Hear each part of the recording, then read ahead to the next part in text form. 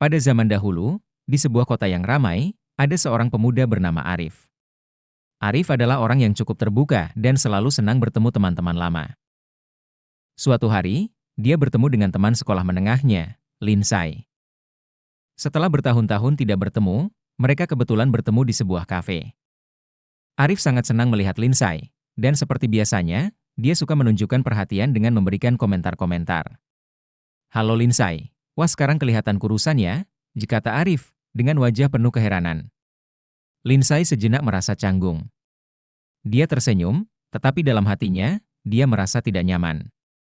Meskipun dia memang kurus, dia tidak suka orang lain membicarakan berat badannya, meskipun itu bisa jadi pujian atau hanya sebuah komentar biasa. Dia merasa seperti sedang dinilai, meskipun Arif tidak berniat menyakiti perasaannya. Arif tidak menyadari perubahan sikap Linsai.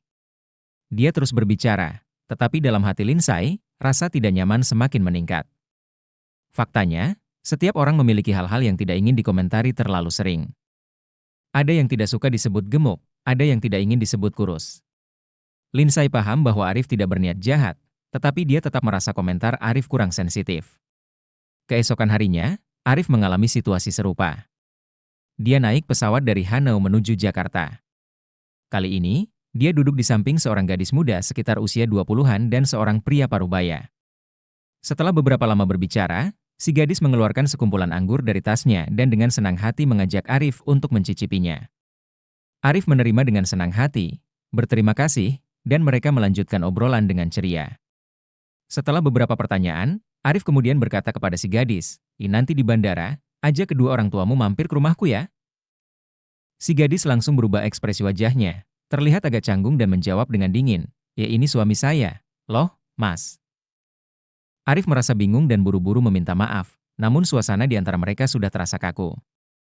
Arif kemudian menyadari satu hal. Dalam kedua situasi tersebut, dia hanya memberikan komentar atau undangan tanpa memikirkan perasaan orang lain dengan hati-hati.